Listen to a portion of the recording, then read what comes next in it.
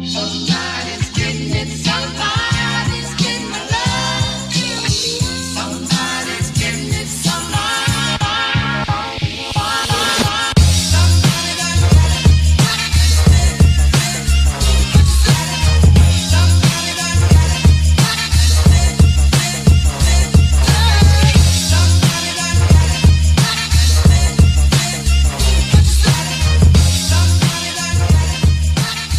Hi, I'm Pouyan Shirzadi. And I'm Kiran Kilambi. And you're listening to the Court Podcast. Today we're discussing the GOATs of each Eastern Conference team. So without no further ado, let's get to it. So Kiran, who's the GOAT of the Philadelphia 76ers team? In my opinion, the GOAT is Dr. J. Julius Erving. Was a two-time All-Star Game MVP and won the MVP in 1981 and of course is a Hall of Famer. I was debating between him and AI, but honestly, Dr. J played for a longer period of time and he was better for a longer period of time in my opinion than AI, so that was a big factor. And this one was a conflicting one for me, to be honest with you, because I didn't consider AI. I love AI and all, even though he took them to a final, but for me, championship was more important. Like, for a team like Philadelphia, since they have a lot of championships, I just looked at, okay, they have 2 championships, if I'm not mistaken. Who were the best players of that team? If it was like, let's say the Raptors, hypothetically, we'll look at, okay, they have 1 championship team, and, you can say, okay, this player is the best because of the championship. But here, even though AI did take them to finals, I just looked at champions. Yeah. And I was considering between Moses, Wilt, and Julius. And I was going to go Julius, but since you went Julius, I'm going to go Moses. Even though Julius, when anyone thinks of Philadelphia, they think of Dr. J or AI, hypothetically. Yeah. If you're taking away modern day bias. But, Moses did a lot in 5 seasons. He had half the seasons that Julius did, but he still averaged a similar amount of points, more rebounds. He was MVP during his time with the Sixers. He was final MVP of the 1983 champions. He was a 4-time All-Star in the 5 seasons he was there. 2-time NBA All-First team, first defensive team, and he got his number 2 retired by the 76ers. Yeah. He was also in the top 50 of all time of the NBA, like the 50th anniversary team. So, he was pretty good. But shout out to Wilt as well. But first things first, rest in peace, Moses. But yes, sir. It's but been I 5 mean, years now.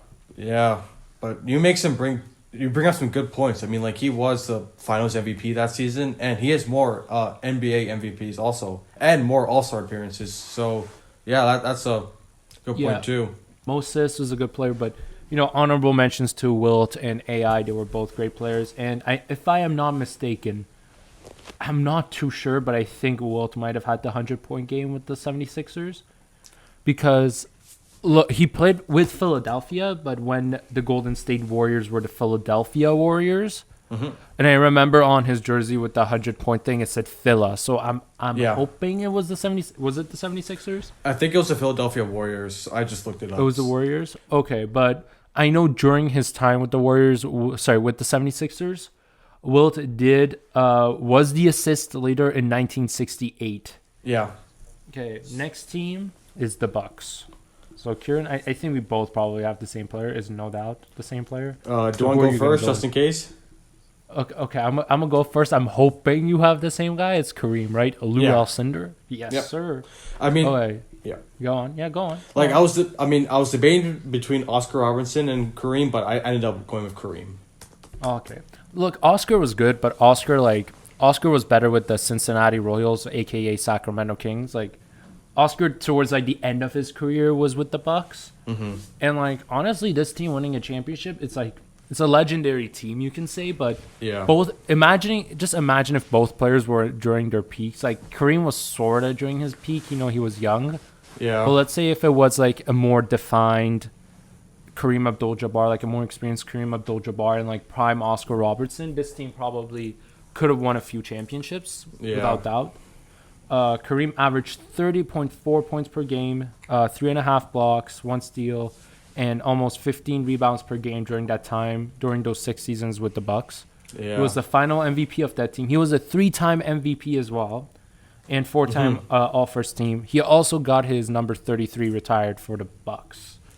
Yeah. Kiran, do you have anything to add to that? So, yeah, I guess he was... Obviously, we all know what he did after leaving Milwaukee, but, he was a first overall pick, and he did great with the Bucks. Like, he won, obviously, a championship. He was Finals MVP when they won, and he was, as you mentioned, a 6-time All-Star, I believe, but, yeah, he was a great player, and, in my opinion, the GOAT for the Bucks.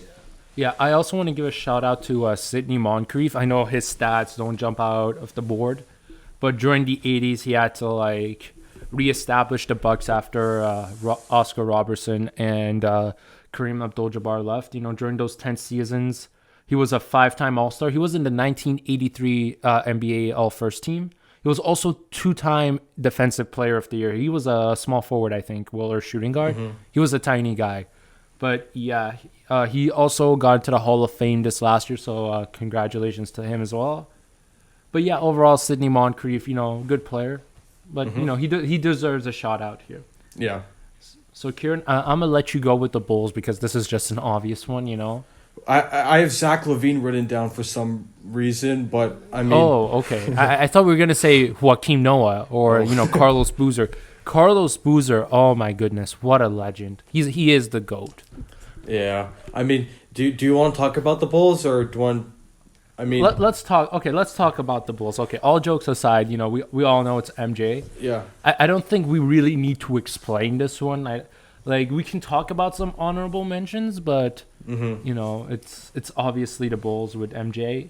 Honorable mention to Scotty. You can argue Scotty's stats with the Bulls could be partially way better if Michael wasn't there. But, I have second greatest is probably Pittman written down on my notes, but all 50th anniversary team, both of them. MJ was Defensive Player of the Year in 1988. If you didn't know that, 3 times steal leader and 10 times scoring champion with the Bulls. Those numbers are out of the park. I love LeBron. I'm not going to discuss my stance on who is the GOAT, but yeah, that's a whole different podcast. We can. That's a whole different podcast. I think we will do that maybe in a year or so when the next NBA season is over. Yeah, because there's a short amount of time. And this playoffs could really help. I mean, LeBron's argument. Yeah, this playoffs can really prove LeBron's argument, but. I don't think LeBron is anywhere close to getting 10 scoring championships. I think LeBron has 1, if I'm not mistaken. Yeah, 6 Finals MVP is just crazy, too. Yes, 6 out of 6 tries. It's like getting 100% on every final exam you got. Yeah, that's crazy. But yeah. Honorable mentions to Artis Gilmore and Derrick Rose. Derrick Rose could have beaten not all of MJ's records, but could have broken some of them if he didn't get injured. Derrick Rose, biggest what if since at least I started following basketball. Yeah, for sure. So next we got the Cavs, Kiran. And speak of the devil, my GOAT for Cleveland is LeBron James. The chosen one, being from Northern Ohio, he's the hometown kid, and he came back and he brought the championship in 2016. But most importantly, what he did before leaving to the Heat, he was the most hyped prospect ever, and he met that standing. And he lived up to the hype.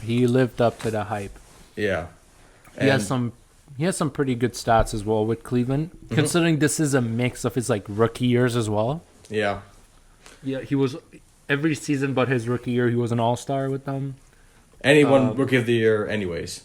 Yeah, he won Rookie of the Year in a stacked rookie class. We also got to say, going back to the Bulls, MJ also won Rookie of the Year in a stacked class with Hakeem, so we got to mention that. No honorable mentions for Cleveland. There was that late 1980s, early 1990s team was good, but, due to injuries and the stupidity of the Cavaliers, they really never went far. But, a little bit of a shout out to Mark Price and Brad Daugherty, if I said it right. I don't know how to say his name. Next, we got the Celtics, Kiran. And So this is a hard one. This is probably there's the toughest so many names.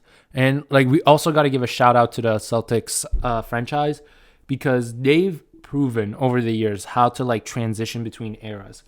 The only era that the Celtics were not good in which one you can argue is the 1990s.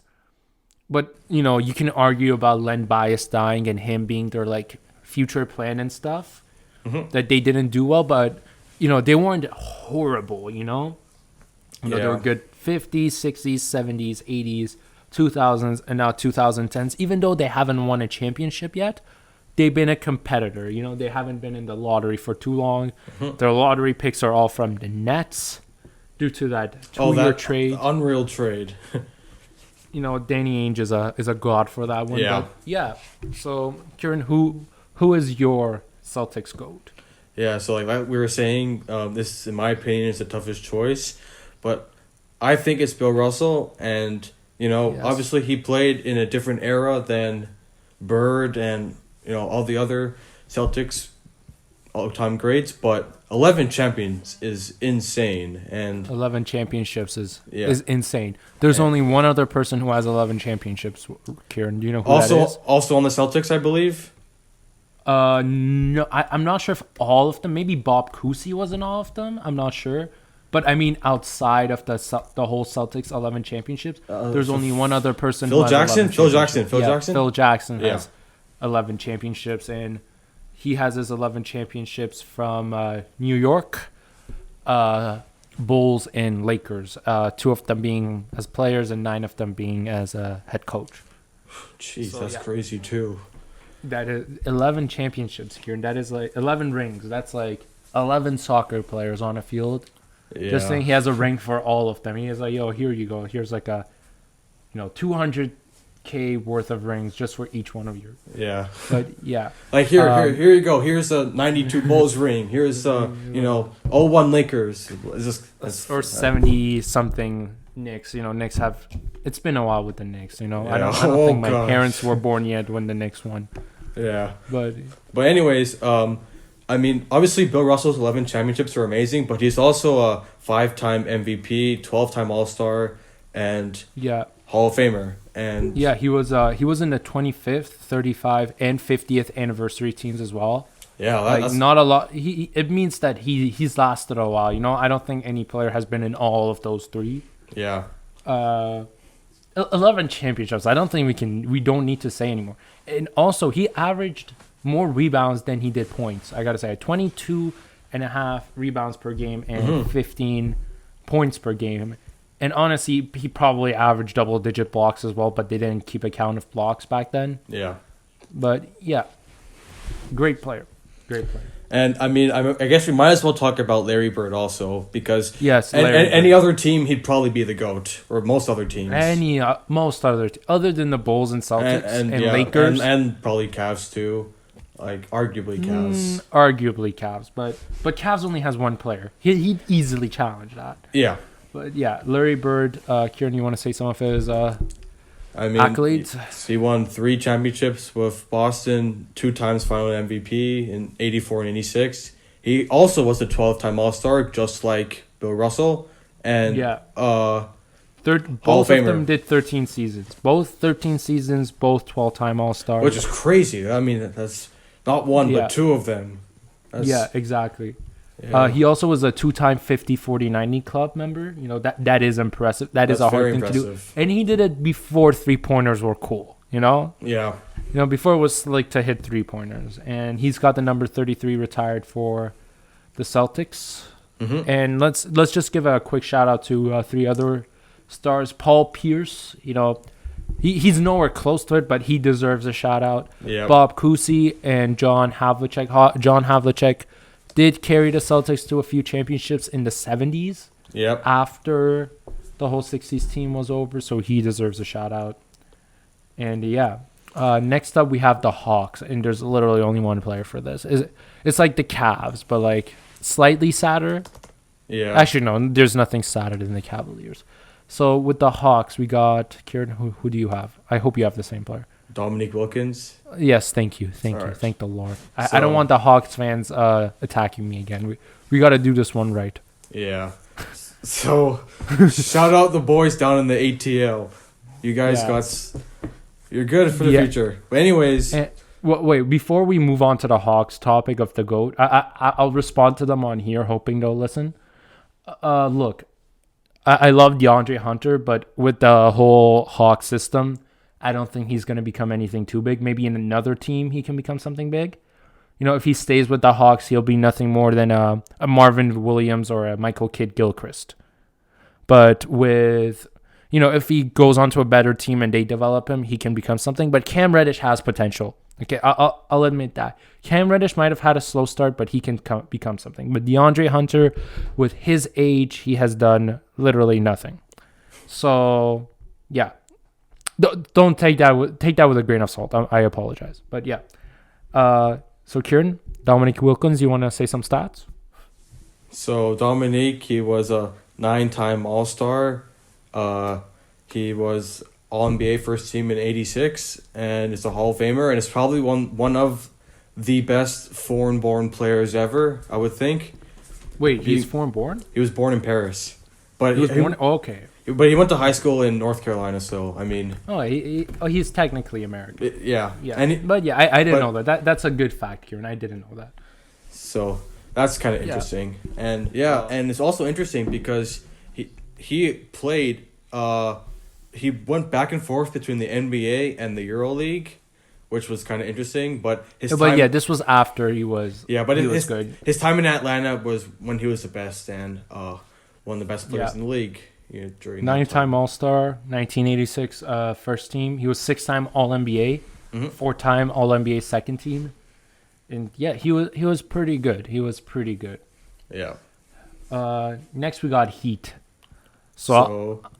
Let's say together in 30 seconds. 3, 2, 1. Dwayne Wade.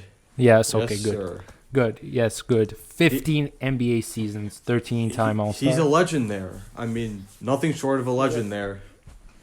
He's a legend there, and you know, little kids nowadays might be like LeBron James. He's the Miami Heat GOAT. Like yeah, LeBron was good, but let's be honest. LeBron would have never gone to Miami if it wasn't because of D Wade. Mm-hmm. You know, the 3 championships are there, and you can argue that one of them was him, but the other 2 wouldn't have been there without him. Yeah. Yeah. And you know, obviously, he won Finals MVP. The championship, LeBron wasn't there, and and he was robbed of an MVP as well. I gotta say that. I think the 2009 season, he was robbed from an MVP. Yeah, I agree. He was a scoring champion too. You know, for someone who wasn't really a great 3-point shooter, made some mid ranges every now and then, and most of his points came from the paint as a smaller shooting guard. You know, slasher shooting guard. He did that, and this was a season before LeBron came. Yeah. In a season after they got the second draft pick. Sorry, not second round, second pick of the draft.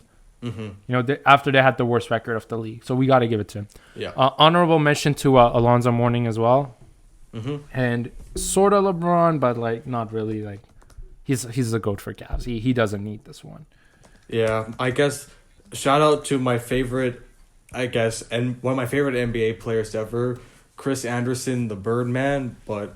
Oh, Chris Anderson. Yeah, he's an honorable GOAT. GOAT, you know? He's a GOAT in my heart. But D-Wade Yes. he is a legend there, and it goes so much more, you know, off the court. Like, he's influenced the area so much. And Yeah, Wade County.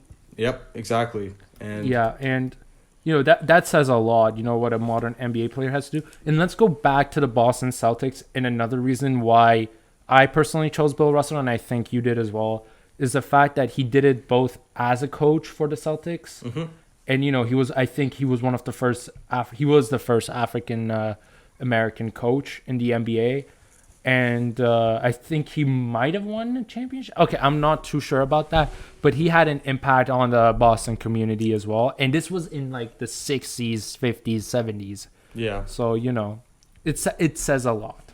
And so next up, we got the Hornets. And for some people, the whole Hornets history is kind of confusing due to the fact that there was a Charlotte Hornets, and then they became New Orleans Hornets, and then the Pelicans, and then like the same year or the year after, the Charlotte Bobcats that came in the 2000s changed their name to the Hornets. Yeah. So it's a bit weird, but to explain it to our viewers and listeners, basically the Charlotte Hornets in the 90s history, their history is combined with the Charlotte Bobcats in 2004. But the New Orleans Pelicans, their history starts when the Charlotte Hornets become the New Orleans Hornets. So that's what happens. So let's just say in the early 2000s, there was no Charlotte Hornets, but they came back. And in the early 2000s, the New Orleans Pelicans started. That's what we're going to say. So, Kiran, who is your GOAT for the Charlotte Hornets? And in my opinion, the GOAT is Kemba. And yes, sir, no doubt. It is him. And obviously, since they went back to Charlotte, he's undisputedly been the best player they've had after getting drafted by them. After having that unreal March Madness in 2011. He was a 3-time All-Star in Charlotte. It was All-NBA third team in 2019. And, I mean, I don't know if he's at the level of superstar, but he was, without a doubt, Charlotte's best player, and he was a star there, and, yeah. Yeah. He had 8 seasons there, and in those 8 seasons, he managed to get himself to be the franchise points, minutes, and 3-point leader. And that is really impressive. Also, a shout out to Larry Johnson. Mm-hmm. If Larry Johnson didn't get injured and there wasn't that whole pointless beef with the dighead Alonzo Mourning, the Charlotte Hornets might have been able to win a championship or get a finals run in the 90s. Or actually, maybe late 90s after the Bulls were gone. Yeah. But, yeah. So next up, we got the Knicks. So, Kiran, who do you have for the Knicks? So, this was kind of difficult. I mean, obviously, post-2000, the Knicks have been... But... Don't get us started. Look, I consider Knicks a disbanded franchise. Yeah. Like, they haven't existed in the past 20 years after their finals run in the 1999 NBA season. I don't consider them a team anymore. Mm-hmm. Unless James Dolan leaves, I would never consider them a team. Yeah. And, I mean, as I said, this is kind of difficult, but in my opinion, the GOAT for the Knicks is Patrick Ewing. I agree with you, yeah. Being, the first-round pick coming out of Georgetown, which is what? Throwback to last year when Knicks fans wanted Zion to be their next Ewing, their next first overall pick, and that obviously didn't happen. But anyways, this time the NBA didn't rig the draft to their favor. Yeah. Yeah. That's a whole different, scandal. That's a whole. Honestly, we need another episode on draft lotteries, but like, just draft lottery history. Yeah. Because when we get to the Orlando Magic, which is the next one, I'm gonna straight some facts on y'all. So get ready for that. But about the Knicks, let's go back to them. Patrick Ewing. Yeah. So. He was an 11-time All-Star, All-NBA first team in 1990. He had some playoff runs with the Knicks and obviously didn't win a championship, but he was consistently, in my opinion, their best player ever for the longest time. And obviously he's a Hall of Famer. And I was thinking about putting Walt Frazier because he was... Oh, same. I was thinking about I was going to bring that up, Kieran. Go on. He was the guy, like, when they, actually were competing for championships, but in my opinion, Ewing was better. So also, wait, going back to your point on the first team, he was only one time in the All-NBA first team? Yeah, according to Wikipedia, he was only All-NBA first team once. Okay, I didn't know that. I thought he was there multiple times. I know he was All-NBA a few times. Yeah, I have it written down here. More often. I mean, it obviously could be wrong, but in my notes it says that he's All-NBA first team once. It's definitely once. Okay. Yeah, he was a good player. You can argue maybe he never tried as much as he should have, but you can also argue that the Chicago Bulls kind of stopped him on his way. Mm-hmm. But he was a good player who filled most of his potential. But I'm going to talk a bit more about Walt Frazier. So he was the He was the reason the Knicks have the 2 championships they do now, and why there are a lot of New York Knicks fans. Yep. A 4-time All-NBA first team as well. He was in the 50th anniversary team, and he kind of low-key started this whole shoe gang thing, with Puma. Yeah. Everyone thinks it was the Converse with Magic and Larry, but it was actually Walt Frazier with the Pumas that started this whole thing. So, yeah, shout out to him, New York legend. But Patrick Ewing, when people think of New York Knicks basketball, they think of Patrick Ewing.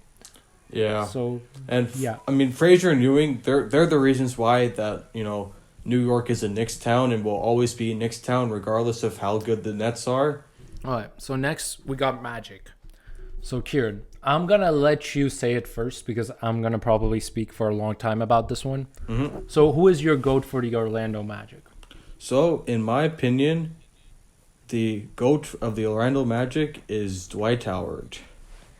And Okay, I agree. That's fair. I agree with that. Yeah. Yeah, so, I mean, he was a 7-time All-Star while in Orlando. He was 5-time All-NBA first team, which is, pretty damn good. 5 times.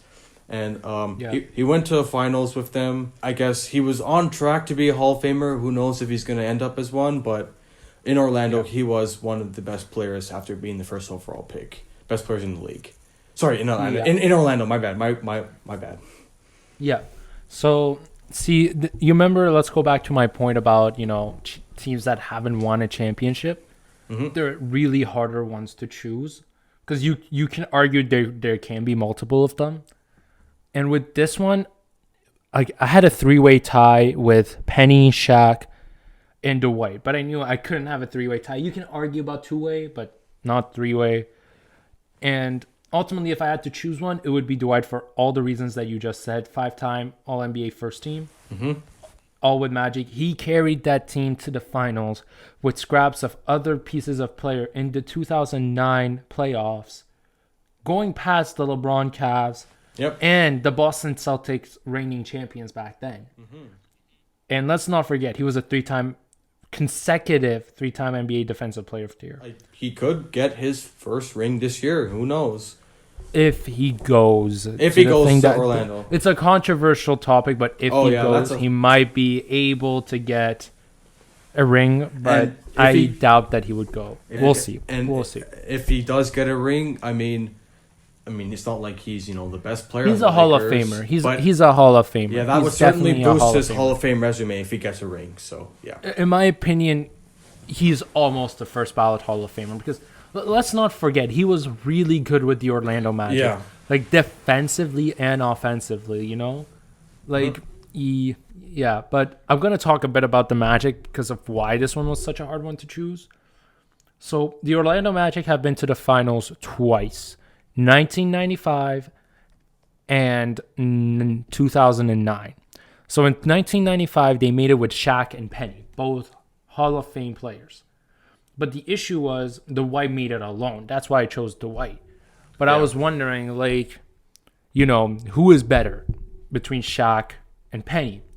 So I went and I looked at their stats, and also the record of Orlando with Shaq and Penny when they were separate. Mm-hmm. So Shaq, in his rookie season, he was 23 years old, and he got the Orlando Magic to a 41-41 record. So 500 record in his rookie season afterward of the first pick, having the worst record in the league, arguably. And he got 41-41. But then, Kiran, this is just a total side note from the GOAT conversation. The Orlando Magic had a 0.5% chance to get the number 1 pick. Half a percent. Yeah. Half of 1%. That's crazy. Okay? They had 1.5% to go top 3. Okay, Kiran. And to put that in modern day stuff, the Los Angeles Lakers had a 2% chance or 2.5% chance to go top 4 in the last year's NBA draft, which they did. Mm-hmm. So the Los Angeles Lakers had a 5% chance of that. But to even put it more in perspective for you, the Atlanta Hawks last season were the 5th pick. They were the 5th in the lottery, in terms of like who has the lottery odds, they were 5th. And they could have gone down to 9th, but that had a 0.5% chance. So what that means is that 4 other teams below them had to all go top 4. Yeah. So every team above Atlanta had to shift down for Atlanta to go 9th. And that's really rare for, 4 non-top 5 teams in the draft lottery to go top 4.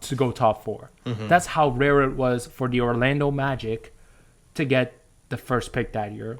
And besides that, Orlando got the 9th spot in the East.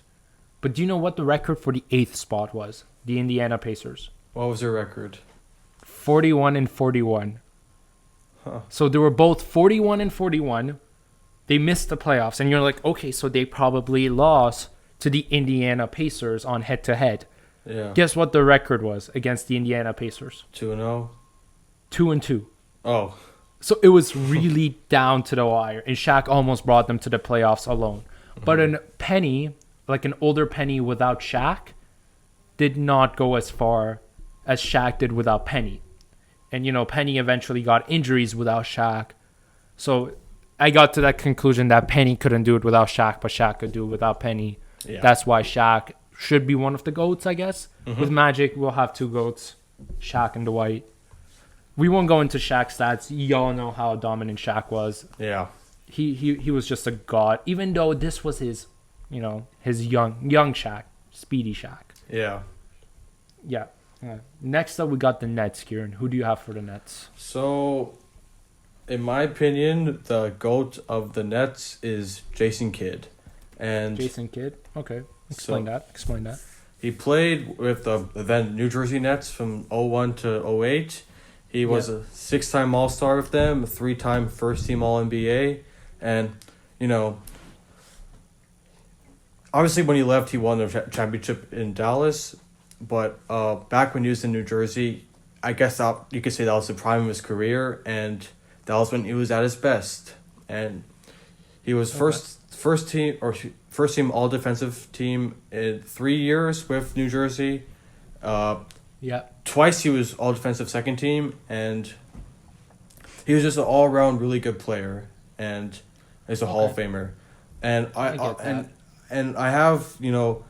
I have Dr. J written down also back when the Nets were in the ABA, but in my opinion, I think it's Kidd. And okay, I get that. I would have gone with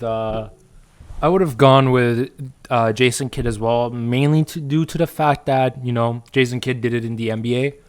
But let's not forget, Dr. J dominated the ABA with the Nets. Okay, he averaged how many points? He averaged 28.2 points in his 2 seasons there, and 11 rebounds.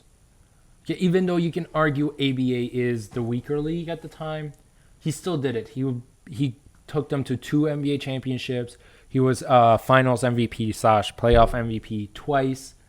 He was 3 times in a row, 3 times consecutive ABA Most Valuable Player. And you can argue he was the only reason that the ABA was even in competition with the NBA. Yeah. Mainly due to the fact that he was there. And arguably, he's one of the only players where you can say he's a GOAT for 2 teams. Yeah. In the same conference. Yep. But yeah. Kareem Abdul-Jabbar, you can make an argument for that with the Lakers, but that's for a whole nother episode. Yeah. But yeah. Let's go to the next spot. The Indiana Pacers, Kiran. Who do you have for that? I'm pretty sure we're gonna have the same person for this. So, in my opinion, the GOAT of the Indiana Pacers is Reggie Miller, and listen, I love Paul George, and he's obviously a great player, but Reggie. In my opinion, Reggie was better. Who you think of when you think of Pacers. Yeah. You don't think Paul George first. You think Pacers, you think Reggie Miller. Like, he was playing there his entire career, and he was only a 5-time All-Star, which was a lot less than what I would have thought. But this was in the 90s, kid. Yeah. In the 90s. In the 90s, there was a lot of competition. And you can argue Reggie Miller would possibly be one of the greatest players of the 2000s if he played in the 2000s or 2010s. You know, he was a bit ahead of his time. Yeah. He still made it. And, you know, And one of the best trash talkers. Oh, yeah, Great for trash sure. talker. Never forget him and Spike Lee. But Ooh. Sorry. For the audience, I am making the choke sign. Yep. And Kiran is making the choke sign as well. But yeah, he got his number 31 retired for the Pacers. yeah, you know, Yeah. he was a 50, 40, 90 club. And, of course, he's a Hall of Yeah. Famer. So, Hall of Famer for sure. Even though like his like accolades might not show it, you know, did take them to. He could have took them to many more NBA final appearances if it wasn't because of handful of things, including facing the Lakers and the Bulls and just being unlucky in the slight windows of opportunities and time they had. And you can also argue the Pacers could have made the 2004-2005 NBA Finals if it wasn't because of the malice at the palace. And, oh, yeah. I mean, know, yeah. like we would be considering Reggie Miller to be a totally different player, totally different legacy if he would have won. Brought Indiana to a championship. Yeah. Well, yeah, that is true. Mm-hmm. Next, we got the Pacers rivals, the Detroit Pistons. So who is your GOAT for the Detroit Pistons? In my opinion, I have the other IT for kids these days, but obviously the better IT, Isaiah Thomas. Information technology?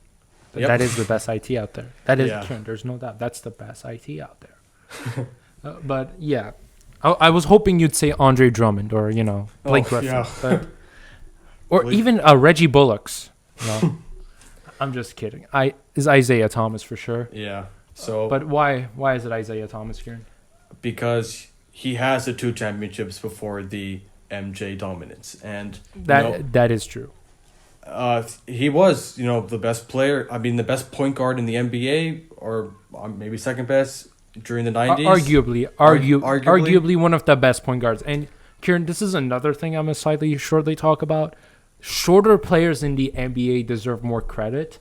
To be like NBA is mostly if you're physically gifted or physically, you've been given some physical ability such as being tall and strong. Yeah. You can be an NBA player, but to be a short player and to be an all-star level player in the NBA, that takes a lot of skill, and you got to give it to Isaiah Thomas. Yeah. And it's kind of ironic that, you know, the Pistons and the Pacers, you know, were going back and forth between him and Reggie Miller, because he went to IU, which is kind of funny. But anyways, he's a 12-time All-Star, which is crazy good. 2-time All-Star Game MVP, and is a Hall of Famer. And you can argue he would have more championships in possibly almost any other era. If he came a bit earlier, he would have definitely won more championships. yeah. But he did it in a later era with harder teams. And, you know, thanks to The Last Dance, I previously had no idea. I mean, obviously knew that they were, you know, rivals, but I had no idea there was serious, you know, tension between him and MJ and the whole Dream Team thing. Yeah. So, Well, yeah, I'll be honest with you. The way the Detroit Pistons played was a bit dirty. Like, oh yeah, you got to give it to them, but the Bulls maybe took it a bit too far. But you can argue so did the Pistons. yeah, for sure. And he's the one that gave MJ fits right before, you know, the first championship, and then Yeah, we all know what happened next. He made MJ's life hell. So. Yeah. And we'll give anyone that GOAT title for that. Yep. Honorable shout out to Chauncey Billups though. Oh, Chauncey Billups is a great player, very underrated player, and you know nobody really talks about the 2004 NBA champion Detroit Pistons, but you know the star of that team was Chauncey Billups. One of the most underrated teams ever. Yeah, Finals MVP, and he didn't even become an All-Star the season after. He became an All-Star 2 seasons after that. Yeah. And that says a lot, you know? Like, usually, if someone isn't an All-Star and their team wins it, they become an All-Star the next season. Yeah. But they you know, that Finals, they destroyed the Lakers, and it's not really talked about that much, but, you know, I think they may have been the last straw for what broke up Shaq and Kobe. The Yeah, 04 Pistons. you can make a case out of that. That they're the reason Shaq and Kobe never really went that far. There are other reasons, but they're the last team that broke them. Now let's move on to our favorite team, the reigning American media better be hearing this. The reigning NBA champions, the Toronto Raptors. So, as two Canadians, two Torontonians, Kiran, let's both say it at the same time. Wait, sorry. I just want to say team. one more thing. I just want to make it clear that they're the reigning NBA champs, and there's no asterisks or anything. Yeah, the American media doesn't really bring it up. You know, they don't bring up the fact that they're even NBA champions or reigning NBA champions. You know, you got to bring that up. They've won it all. You know, they beat your beloved Golden State Warriors team that a year earlier were like, they got DeMarcus Cousins. You know, no team is gonna challenge them. Yeah, we challenged them, and they beat the East Coast, media biased Sixers too. Yeah. They're still, dude. Even right now, they're talking about Celtics might win the championship. Dude, the only person talking straight up facts out here and not being biased is Kendrick Perkins. Like, he's the only guys that have been like, yo, you guys are counting out the Raptors. And, like, they're like, well, we want our American teams to go. Like, please, come on. Stop being so arrogant. Perk speaks his mind more than anyone. And whether it's beef with Kevin Durant or, backing up the Raptors, he says what he wants. That is true. So, Kiran, let's say our GOAT for our hometown team in 3, 2, 1. Kyle Lowry. Okay. He's Do we even need to argue about this? Not really. I mean, I don't think so. But the only thing I want to say is that, obviously, I mean, we're kind of biased, but in my opinion, he's a Hall of Famer. And he may not be first ballot, but he may not be first ballot. He has a ring now, and that boosts his resume by a lot. And, You know who doesn't have a ring, Kiran? Who? James Harden. You know who else doesn't have a ring? Russell Westbrook. Yeah, do you know who else doesn't have a ring that was on the starting lineup of the last year's NBA All-Star team? Who? Trae Young. But do you know who played in the last quarter of the NBA All-Star game this last season and was arguably the star of the show? Kyle Lowry. Exactly. Yep. You know who was the other player of the Toronto Raptors that played in that both the starting lineup and the last 5 minutes of the quarter? Pascal Siakam. Exactly. So American media, show us some credit. Like, if you don't give us credit where credit is due, they're gonna make them more angry and they're gonna win more championships and they're gonna do it as long as they can until you give them credit. Yeah, and obviously, winning last year is amazing, but if we go back to back, then you're not gonna hear the end of it. Dude, if we go back to back, that Fox Sports guy is going to be like, the Toronto Raptors are going back into the basement, back into the lottery. That dude, I forget his name. That dude does not know sport. He needs to be fired. Jason McIntyre, and people do don't not like him want to in know general. his name. Sorry, people like him or people don't like him. People hate him, like not just good. us, but like continue hating him. I mean, he back into the basement. Yeah, okay. Like, dude, like, does he? Okay, like, I get it if he says the Raptors are not gonna win again. Fine, I'll like, if you want to say that after Kawhi left, fine. Yeah, like after but Kawhi left, the Raptors without Kawhi had the same record. Like, they were still winning without Kawhi in the season Kawhi was there. Yeah, like, this is still obviously, like, nobody thought that, I mean, we'd be the second best team in the conference, or at least I didn't. Yeah. But after Kawhi left, this is still a playoff team, and saying that they're gonna go back in the basement, that's just disrespectful. And it wasn't only that guy. That guy just said it in a very disrespectful manner. There were other former NBA players and ESPN analysts and Fox Sports news analysts that were like, Raptors might not make the playoffs and might be eighth. Like, you guys were talking about the record without Kawhi 6 months earlier and how they're still winning and doing better without Kawhi during the regular season. Yeah. Okay? Like, if you say they won't win, I get it. But you can't tell me they won't get regular season. And you know what I'm saying? Nick Nurse is without a doubt the coach of the year, in my opinion. Yeah. And look, you can't argue about a team that has made the playoffs the past 8 seasons in a row. Mm-hmm. You know, you can't come to me and be like the Sacramento Kings and Phoenix Suns have a chance to make it out of the Western Conference. Yeah, they might, but when was the last time they made the playoffs? Exactly. You know, like when was like the last Kings time? haven't made the playoffs in like 15 years, man. I used to be in I wasn't even in elementary school the last time Kings made the playoffs. I mean, Okay. Raptors have been in the playoffs for such a long time, and they're consistently one of the best teams. Yeah. One of the top 3 teams, arguably, of this Yeah. this decade. But yeah, let's go back to the GOAT topic of the Raptors. Yeah. We're getting out of hand here, but yeah, Kyle Lowry, NBA champion, 6-time All-Star with the Raptors, All NBA third team. He has more All-Star games than some stars that we have now in the days. Even though you can argue those stars are a bit younger. Kyle was a late bloomer, but shout out to VC, shout out to DeMar, shout out to Kawhi. Like. Kawhi in his one season did a lot. He does deserve honorable mentions. And, you can argue if the Raptors if everything went the same way without Kyle Lowry, but with DeMar DeRozan, he would be the Raptors' GOAT, arguably. But, yeah, honestly, the only reason, in my opinion, Kyle Lowry is here is because he has that ring. He might not be the most influential player by himself, but you're going to look at the Raptors' history and see how this player grew. Yeah. And, personally, I didn't like Kyle Lowry when we got him. I was so angry. I was so angry to have him on our team. I'm being honest with you. People don't know. My first basketball game was watching the Raptors play the New Orleans Hornets in 2013. And I wanted a Terrence Ross jersey or a DeMar DeRozan jersey. And we went into the shop at the store in the stadium in the Air Canada Center, and they only had Kyle Lowry jerseys. And I was like, I want a jersey. I gotta get Kyle. And this was when Kyle wore number 3. Yeah. Because Andrea Bargnani, aka Primo Pasta, wore number 7. Primo Pasta.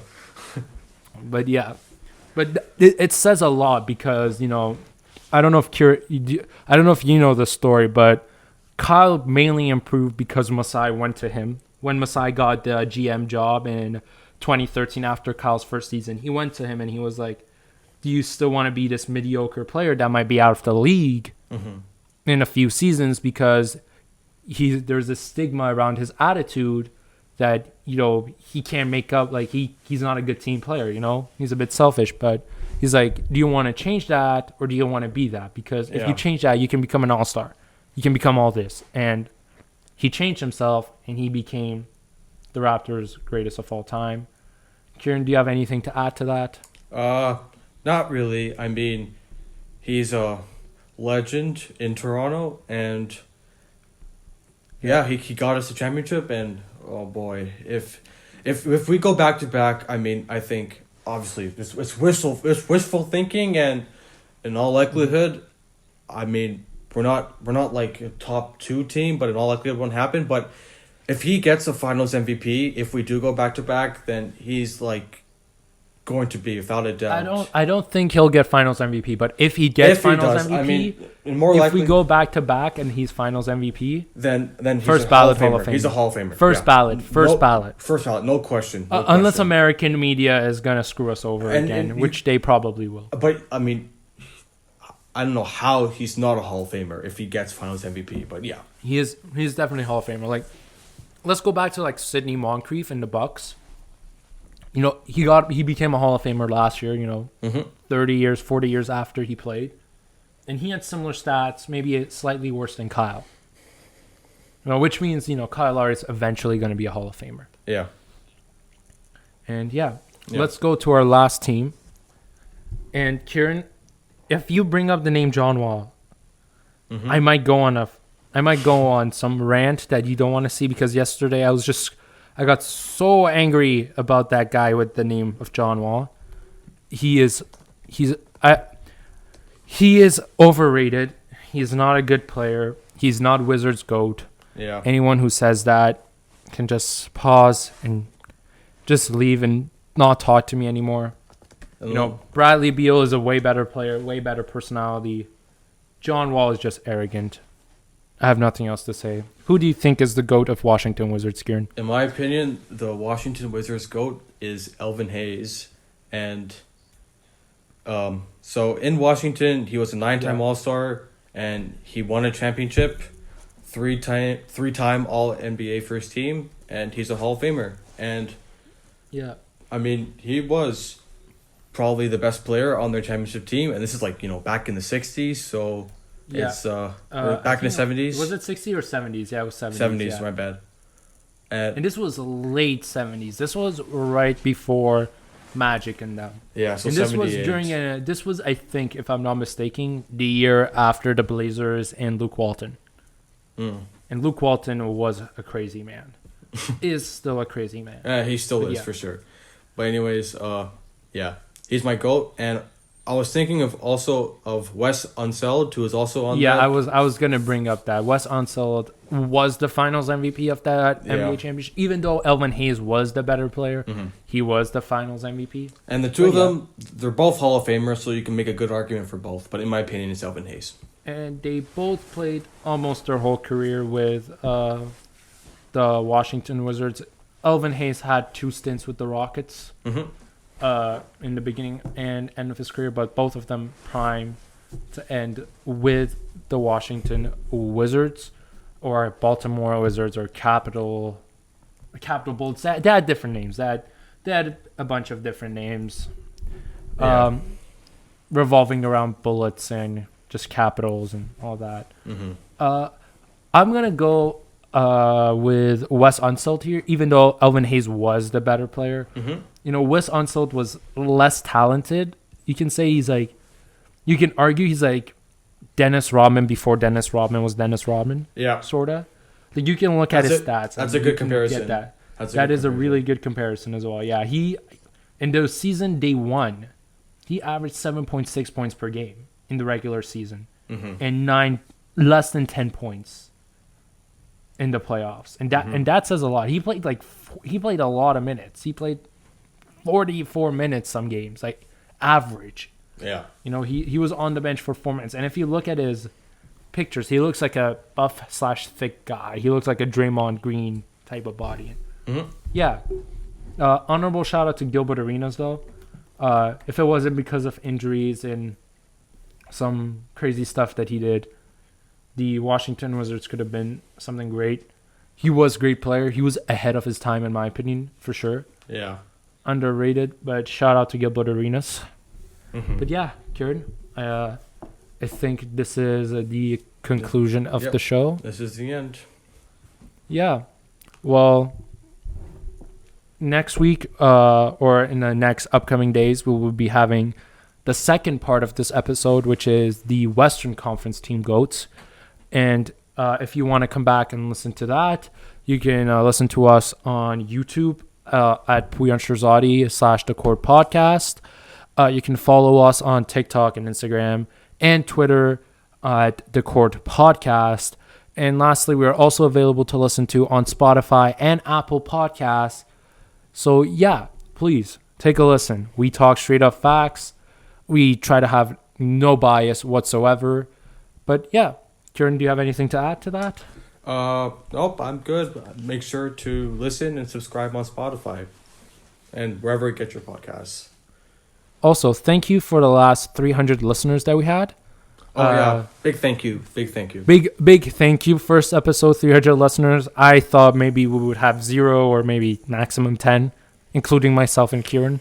But we got 300, so I'm happy about that. So thank you for listening. I hope you guys continue following and listening to us for the foreseeable future. Shout out to the dude from Atlanta who gave us some feedback. Shout out to the dudes to Atlanta. Thank you for commenting. We'll respond to your comment, and we hope that you listen to the next podcast. And yeah, thank you for listening. I'm Pouyan Shirzadi. I'm Kiran Kilambi. And we hope you have a great day.